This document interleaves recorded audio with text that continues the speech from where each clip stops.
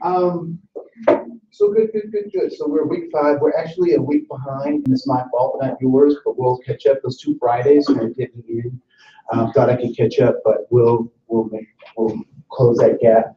All of your stuff will be graded by Wednesday, so you'll be able to have that and know what's going on with that information. There's that. Community learning events. Those things should be, the first one should be coming up or done. I'll double check and inform everyone on Wednesday and give updates on that.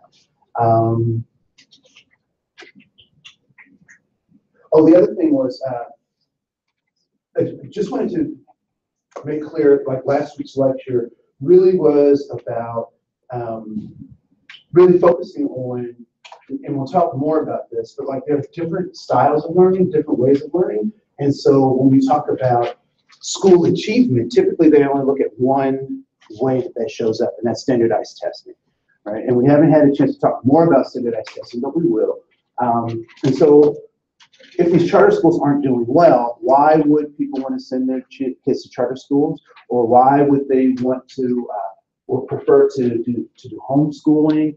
Or what charter schools are doing well, right? So, that's another question to kind of ask. Why are private schools, why do they exist? Why Christian private schools as opposed to, kind of Summit Country Days, right? Anybody go to a Country Day school? Okay, so those are private schools that are not focused on any kind of theological framework, but really on social responsibility and stuff like that. So we'll talk more about that as class goes on. So as I was thinking, I was like, it sounds like I'm really heavy-handed on charter schools, and I'm not, because I taught at a charter school. Thought it was a wonderful experience. We did some really great stuff, but I also know why parents sent their kids there. It wasn't because they would necessarily, the hope was that they would necessarily do well on ACT or SAT or whatever, but actually that they would actually learn skills that were necessary for survival in this world, right? And so that's why they sent us to that's why they sent their kids to us. So that was interesting. Just wanted to stress that. Want to talk about, so as I'm 40, I'll be 47 at the end of October. Right? So my birthday is October 30th. I was definitely a treat. It was not a trick. Halloween birthday. Okay. All right. So, but a lot of things have changed since I was in college, as well as my high school experience, right? And I would imagine that your schools, and I think I talked a little bit about my high school experience, my parents were purposeful in making sure that I was in integrated schools, right? They did their best to make sure that I was in schools that were at least 50-50, if not 60-40. And most of my educational experience was around that mix, right? So 50-50, 60-40 kind of thing, kind of as balanced as I could get it. I would imagine that, and we did not have classes on cultural diversity or clubs that talked about cultural diversity for the most part through most of my schooling. Did any of you go to schools where those were like clubs or things you could join and be join into? Were those kinds of things in your school? Did you have like cultural diversity clubs or? Okay. Did you have like leadership training stuff? Did you guys have that? Let me see hands. I just want to see hands. So, okay, cool. Yeah, because a lot of millennials say that they don't see race or that discrimination is not a problem. And I know you guys are younger than the millennials or whatnot. Now I don't even know what they call you're still millennials. Kind of what? We're close to the digitals. Digitals. We're like the end. We're close. End of millennium. Okay. So how is that look, right? So a lot of people say they don't see, they are colorblind, right? What are some of the challenges with no, is that a good thing? Like, shouldn't we be colorblind, like not seeing color? Shouldn't we be there? Would that be ignoring culture? Would that be ignoring? I don't know. It could be ignoring culture. Tyler, what do you think? Shouldn't we be colorblind? I mean, I guess in the way we treat people, sure. Okay. So say that. So say more about that. So what does that mean? I mean, I guess in the way you interact with somebody individually, definitely being colorblind is a good thing. But we do need to notice cultural differences and I guess address those differences. Okay. So on an individual level, I mean, trying to treat people as people, this is a good thing. And it is important to recognize other things. So yeah, so this idea of being colorblind. So has anyone ever heard someone say that they were colorblind, or, you know, color doesn't matter to me, right? You've heard people say that, yeah. So what I want to get at as part of this lecture is this idea about the colorblind problem, because it certainly presents us with a problem to be colorblind, because it does a couple of things. So in your notes, if you want to draw this diagram, when you look at that diagram, what do you recognize in that particular diagram of circles, triangles, and squares? What do you recognize?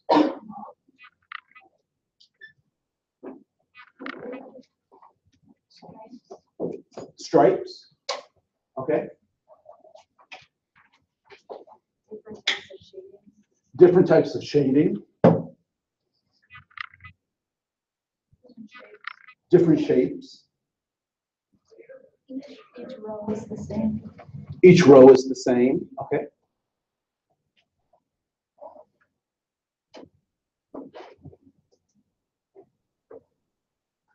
Each column has one type of shape. So each column has one type of shape. All right.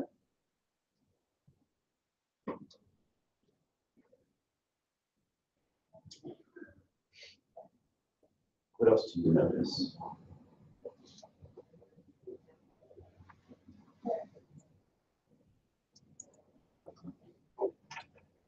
They're all different, but they have similarities. They are all different, but they have similarities. All right. So when we talk about this idea of even talking about diversity, we talk about being colorblind, right? What colorblind does not take into account is that there are some commonalities. There are things that I do see. I do see color. Right? Even for a person, you know, who's technically, you know, colorblind, there's a gradation of colors that they see. They may not see the full spectrum, but they can't identify colors, right? So this idea of being colorblind presents us with a problem because we're not colorblind. So this particular diagram is what I use to represent this idea of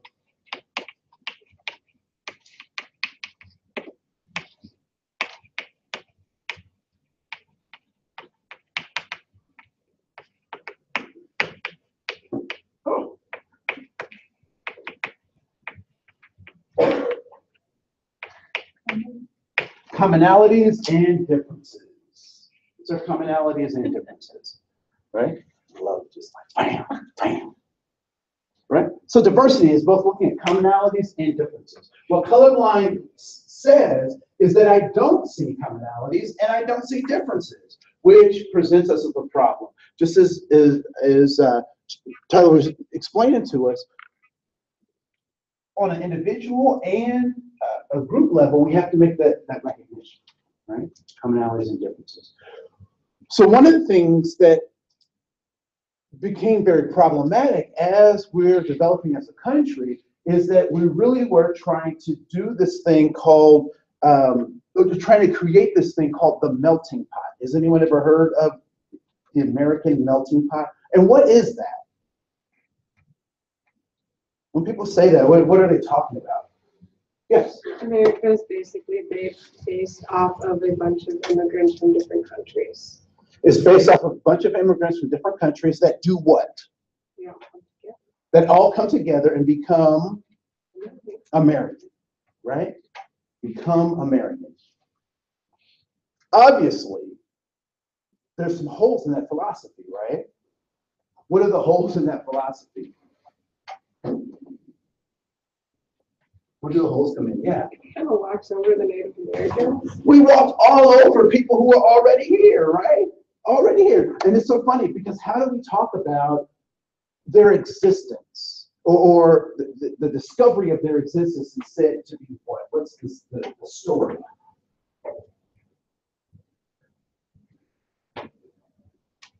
What's the story about this land? What's the popular dramatized story? Did we come to help them? What happened? How did it go down? Well, a bunch of them died through disease that we brought. So they died through disease. But that what was that the intention? What's the story? What's the romanticized story? 1492. The ocean blue. That's right. Columbus sailed the ocean blue, and he discovered, right? So my neighbor just got a new Porsche, and I think I'm going to go over and discover it. Like if I lift the handle, it's mine, right? Right? You ever do that with like cookies or something at home? They're like, you can't eat that. It's mine. Right? Okay. So no, I can't discover why can't I discover my neighbor's Porsche? Because it's stealing. It's his. It's already a part of his, right?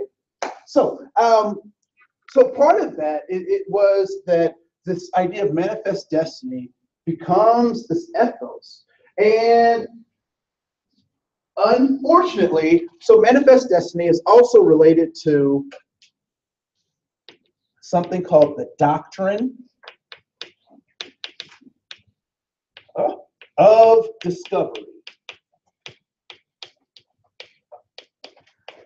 It's kind of the counterbalance, right? So manifest destiny says, why are we on this great land? Because God wanted us to. If God didn't want us to, we wouldn't be here, right? He wouldn't have made provision for us to sail across those dangerous seas, to land on these shores. And our great commission from the Pope is to do what? To these people who are already here. Preach the gospel to every corner, to every creature, right? So we are going to turn these savages into saints, right? And either from the Pope or the bishop. So folks start coming over here, and that's one of the rationales for this idea of this manifest destiny, right? And so the doctrine of discovery says, because God allowed us to do this, it's ours. Even though there are other people here, there are other things going on, we have now discovered this because God gave us the right to do so. So this manifest destiny, we start, and the basic idea for manifest destiny was to push the natives westward. Ultimately, what would happen if we pushed them far enough? What might happen?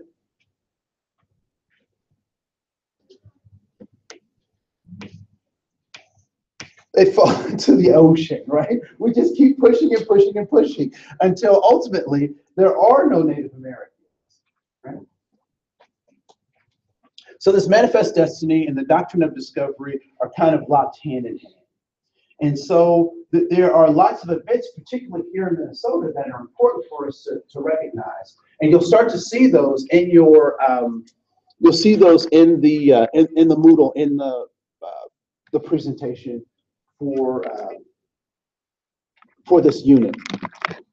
And so when we start talking about manifest destiny, and we talk about the doctrine of discovery, how might the people who are negatively affected by that feel about the doctrine of discovery or the manifest destiny? Are they thrilled about those concepts? No. And if the church has been attached to those concepts, how do they feel about the Christian ideals? It's not an easy sell, right? It's not an easy sell.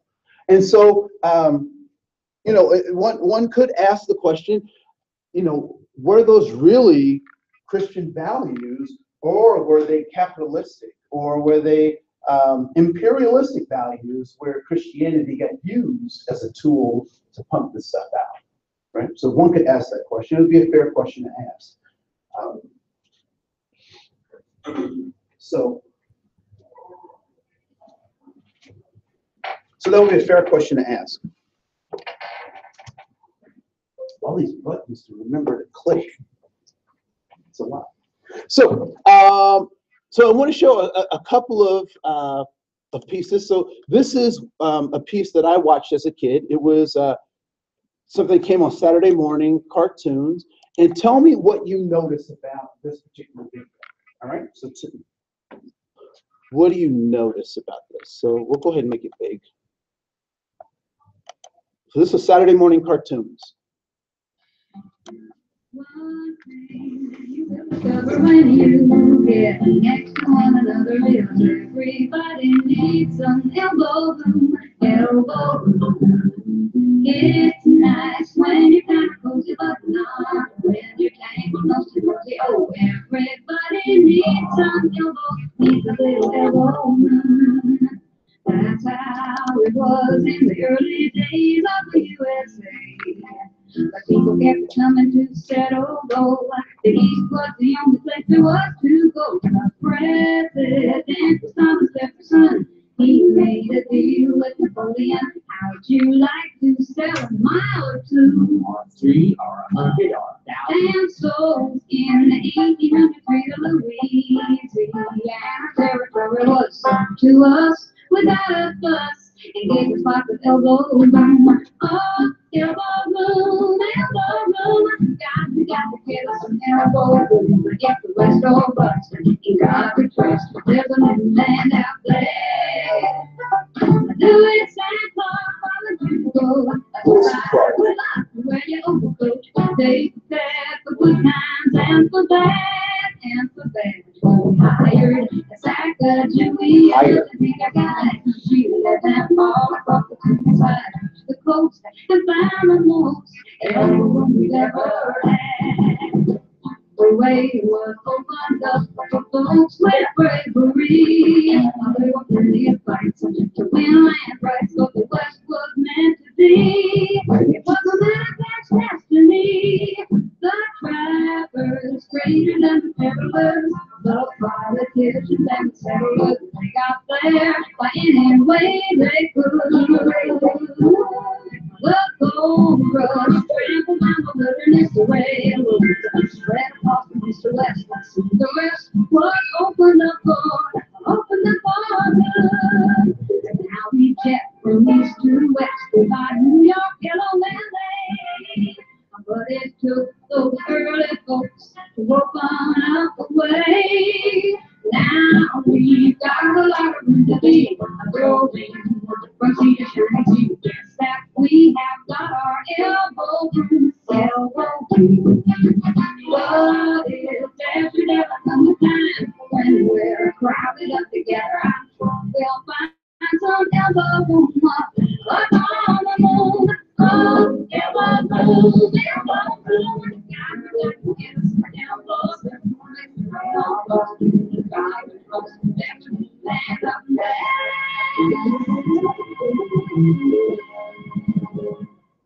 Okay.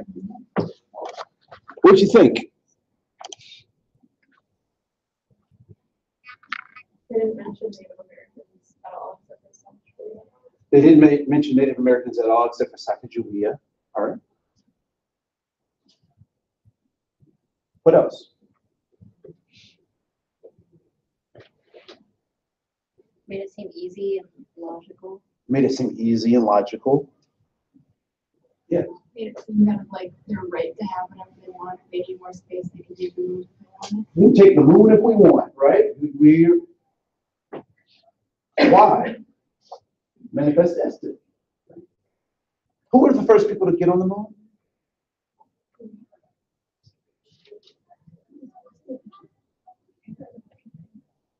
Who were the first people on the moon? It's an easy question, it's an easy answer. 50 stars, 13 stripes.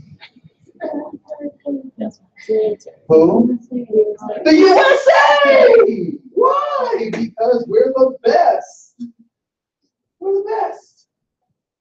So we were the first. And the rush to get there was caused because of the Russians were the first in space. And we can't be outdone, right? So Sputnik was the first, and it was circling, and they were out in space. We can't be outdone, so we were the first to get to the moon, supposedly. But that's a whole nother conversation. So why was the story told in that kind of way? Because it seems a lot happier to show to little kids. It seems a whole lot happier to show to little kids, right? Right. So if they can get little kids like me, I know all the words to it, right? You know, not all the words, but most of them, right? Get a little elbow room. So me and my brothers and sisters, elbow room, we're going to do manifest destiny. We're going to take the stuff that we want because God said we can, right?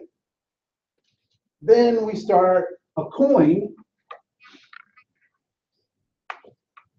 Has how many sides? 2 sides. This is the richest of it's a quarter, actually. Right? So it's 2 sides. But if I only tell one side of the story, then I'm missing other stuff. And so something you'll hear people say is, they're trying to revise history. They're trying to change history.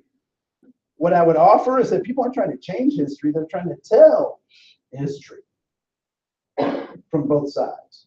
Right? So one of the things that we know is that this idea of manifest destiny, the doctrine of discovery, has had some profound impacts, particularly here in Minnesota. We'll talk about that. The other thing that I want to kind of talk about is the cycle of socialization, right? So the cycle of socialization. That cartoon was not geared for adults, although adults can enjoy it, right? It was geared towards kids. Why is that? Why was it geared towards kids, do you think?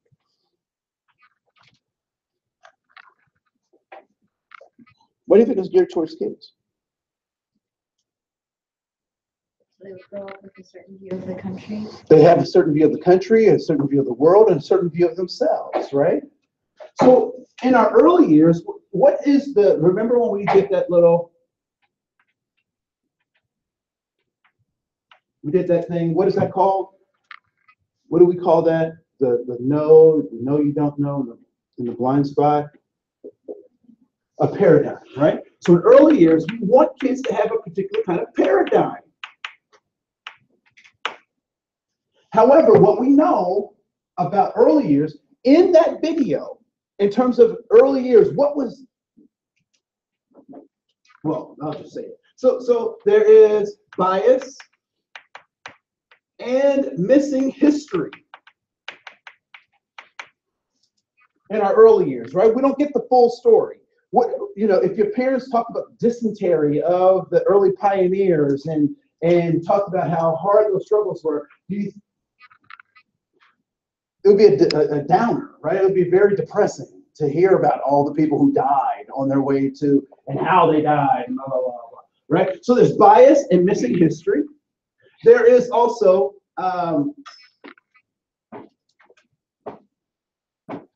bias and missing history, and then there is a particular worldview that history is given with, right? And so those are the things that we get as young people. The hope is that they teach us those things so we become socialized. And what does it mean to be socialized? What does it mean to be socialized?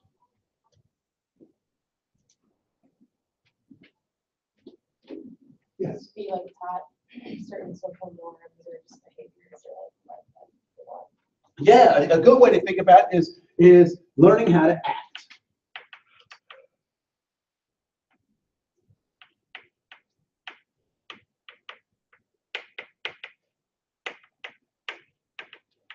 dot, dot, dot.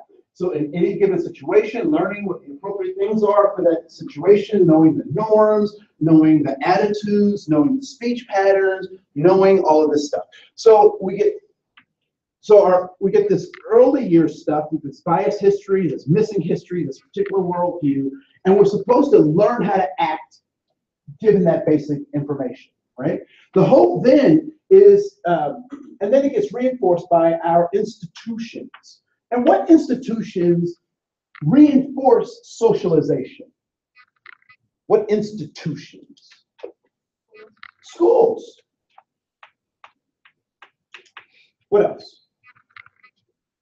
What institutions? So church. Or spiritual, spiritual institutions, right? What else? Government.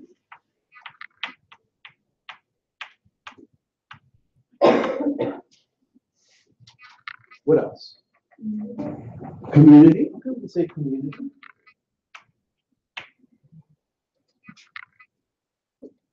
Starts with me and ends in dia. Media, yes, media. Right? So these institutions reinforce this socialization, right? So all these institutions, schools, churches, or spiritual communities, government, the communities where you are, the media, are all reinforcing all of this stuff around this socialization with the hopes that you then internalize everything that they've taught you, right? Everything that this stuff is reinforcing. And what does it mean to be internalized? When you've internalized something, how do you talk? How do you think? How do you act?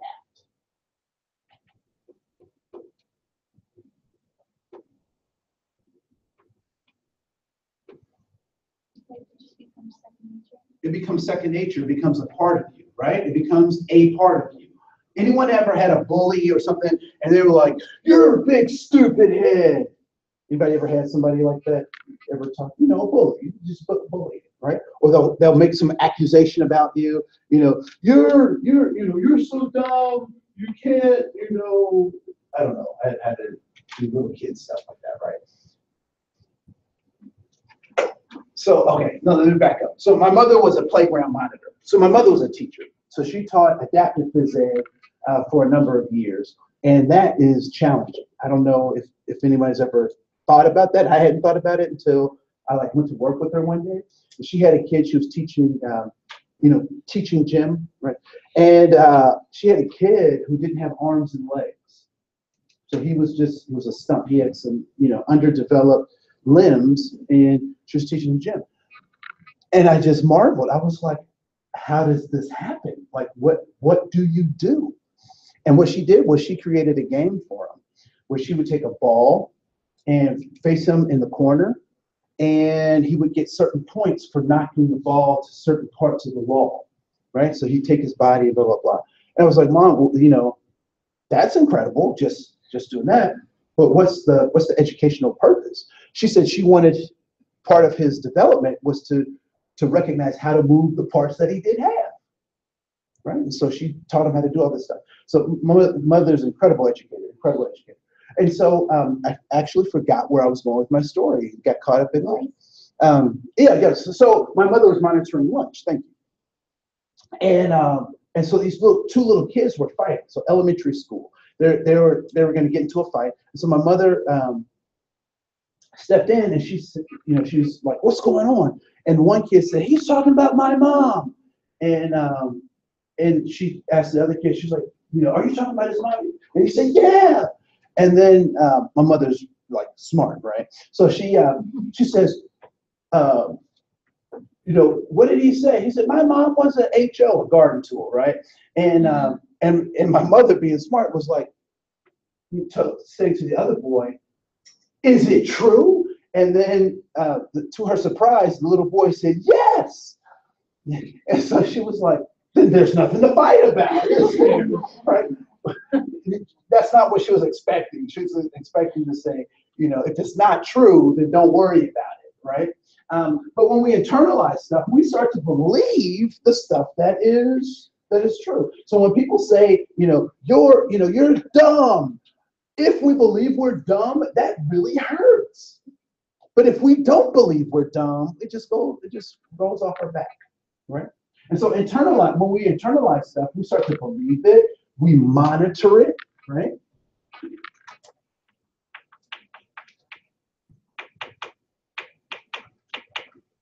We monitor it. And what does that mean, monitor? We pay attention to it, right? If somebody steps out of line, what do? We remind them that's not how it goes. It goes like this. This is what you're supposed to do, right? So we believe it, we monitor it, and we even advocate. Advocate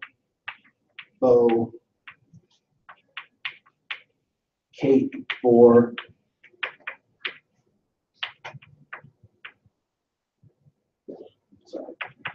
we advocate for it. So we even say, you know what? We'll work through it, an example. And then nextly, we collude. What does it mean to collude?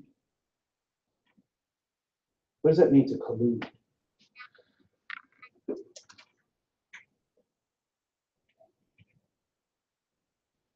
What does it mean to collude?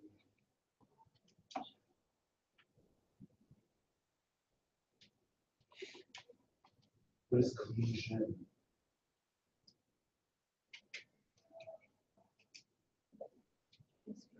It's like a conspiracy, right? You work with it, right? So when you collude, you're working with it.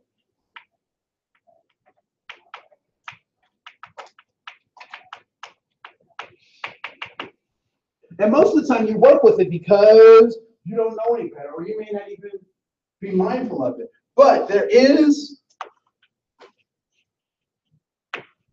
a way out. Because if you don't take the way out, then it becomes institutionalized, which reinforces these jokers, right?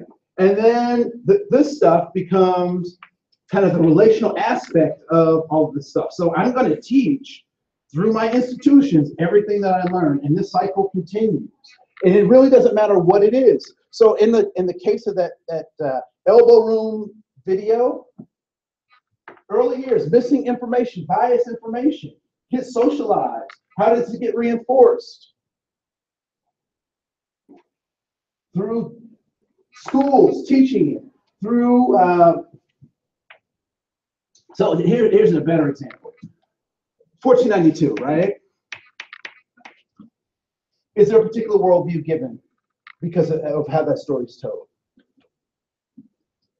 Yeah, there certainly is, right? Where did Columbus actually land? Did he hit New Hampshire, Pennsylvania, South America, right? New York, the West Indies? He hit the West Indies. Never hit mainland, but he hit the West Indies. But that's not part of the story that gets told, right? How does that get reinforced by schools? They tell the story of 1492. Columbus sailed the ocean blue. How do now? This is I can't confirm this because I'm not Catholic. Anybody here Catholic? All right, cool. So I find it interesting. Can't verify this, but I think it's very interesting that there is a patron saint of A, lost travelers, B, travelers, right? So I think they're separate. And what is that patron saint's name? Saint Christopher, right? So Saint Christopher is the patron saint of travelers. I don't know if that is related to Christopher Columbus or not, but I just find it interesting that there's a patron saint of travelers named. And then the government gives us days off, right? They reinforce all that stuff. And then media, there used to be at least afternoon specials and cartoons and all this kind of stuff that reinforced all of that thing we're supposed to learn until we internalize it. And so then when people say Christopher Columbus is or not or was or blah, blah, blah, people have some opinions, all right? And then it gets institutionalized, and that reinforces that circle. All right. Cool. Any questions about this? Cool. So, want to talk a little bit.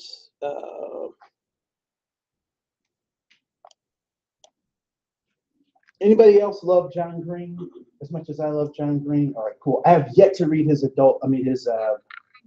young adult fiction. Anybody read his young adult fiction stuff? Is it good? She's like, it's decent. I'm gonna use that now. Yeah, no, it was decent. Because now I'm cool, right? So like, all right. They're like, I stopped using Tokray though. Or Cray. Is that still good? No, it's not good. Okay, good. Yeah. All right, cool. I was like, yeah. So I was using that for a while, but I stopped using, or totes. No, okay, cool. John Green is coming to St. Paul When? on his book tour October 22nd. I'm going to see him, like, Hank is going to be there too. Where's he gonna wear? At the St. Thomas Auditorium. It's Sweet. only like $25 to go, and you get a free signed copy of the book. Yeah, no, and Man. so I graduated from St. Thomas. So I'm an alum, and you use my little alum privileges, get up in there. All right, they'll probably make me pay double for the ticket because I was an alum. But so just want to talk a little bit more about this Western expansion, and then we'll talk. Given a little bit of time that we have, we'll talk about this Western expansion's impact on our local area and the American Indian quote unquote problem.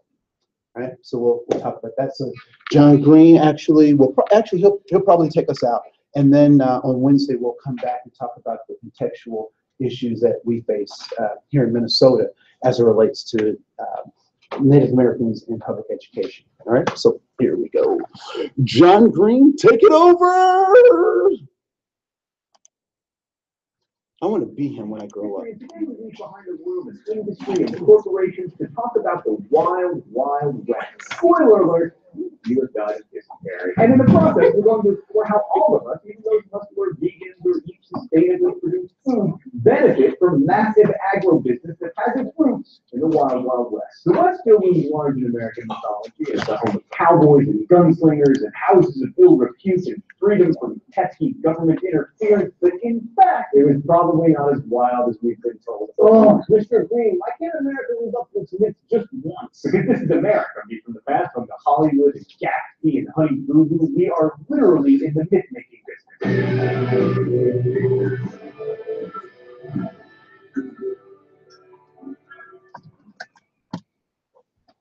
So before the Hollywood Western, the myth of the frontier probably found its best expression in Frederick Jackson Turner's 1893 lecture, The Significance of the Frontier in American History. Turner argued that the West was responsible for key characteristics of American culture, beliefs in individualism, political democracy, and economic mobility. Like, for 18th and 19th century Americans, the Western frontier represented the opportunity to start over and possibly to strike it rich by dint of one's own individual effort, even back when the West was like Ohio. In this mythology, the West was a magnet for restless young men who lit out for the uncorrupted, unoccupied, untamed territories to seek their fortune. But in reality, most Western settlers went not as individuals, but as members of a family or as part of an immigrant group. And they weren't filling up unoccupied space either, because most of that territory was home to American Indians. Also, in addition to Easterners and migrants from Europe, the West was settled by Chinese people and by Mexican migrant laborers and former slaves. Plus, there were plenty of Mexicans living there already who became Americans with the Treaty of Guadalupe Hidalgo. And the whole West as a place of rugged individualism and independence turns out to be an oversimplification. I mean, the federal government, after all, had to pass the law that spurred homesteading, then had to clear out American Indians already living there, and had to sponsor the railroads that allowed the West to grow in the first place. It's not as individualistic as the government buying Walden Pond for Henry David Thoreau. What's that? It's a state park now?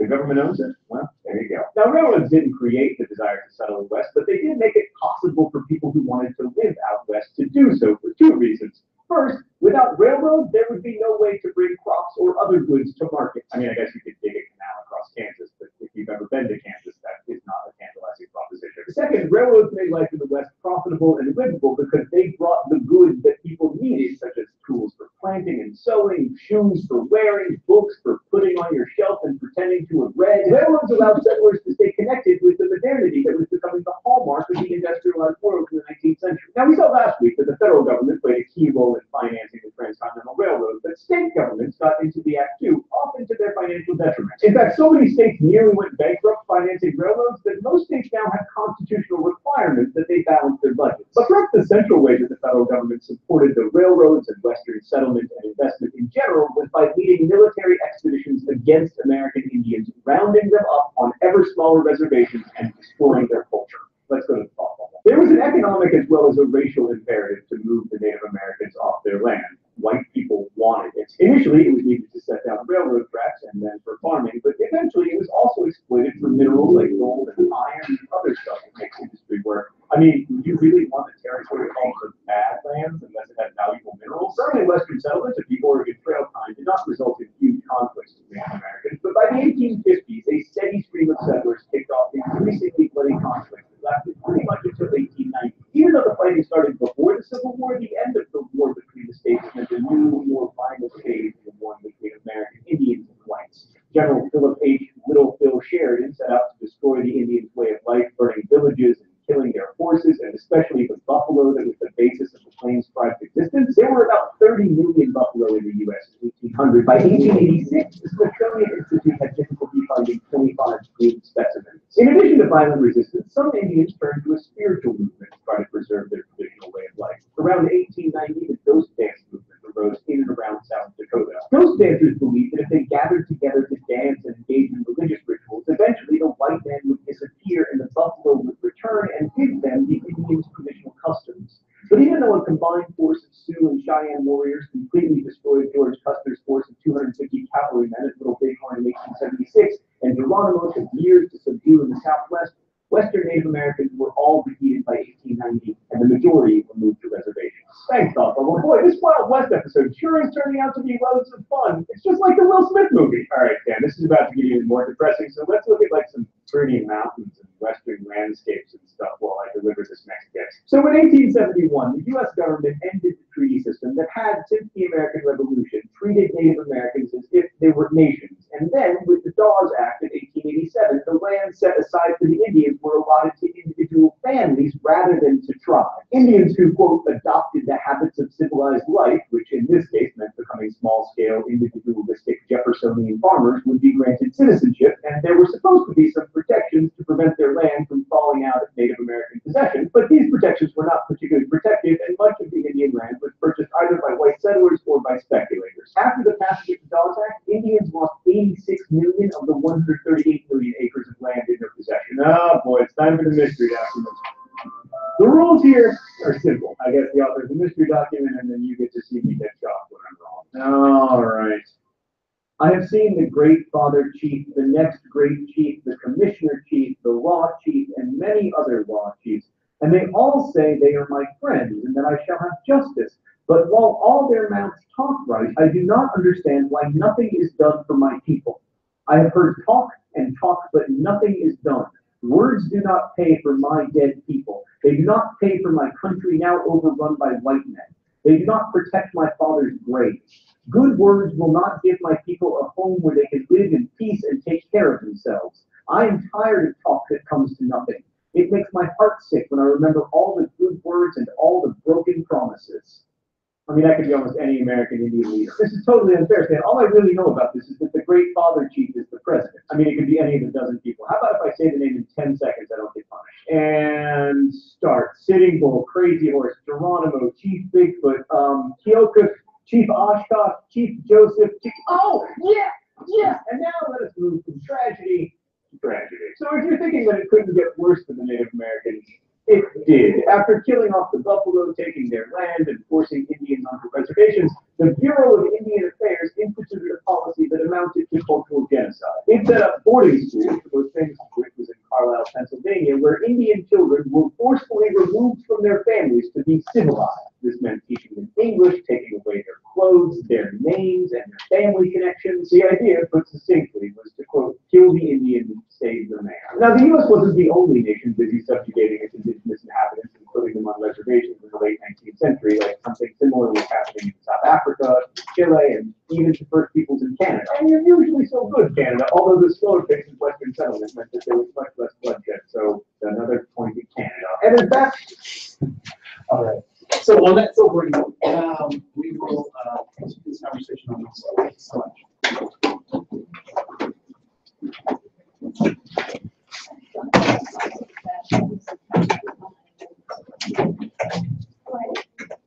Once I hear everybody giggling, I'm like, oh.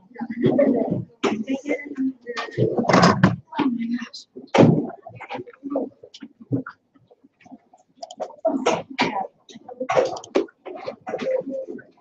What do you feel like?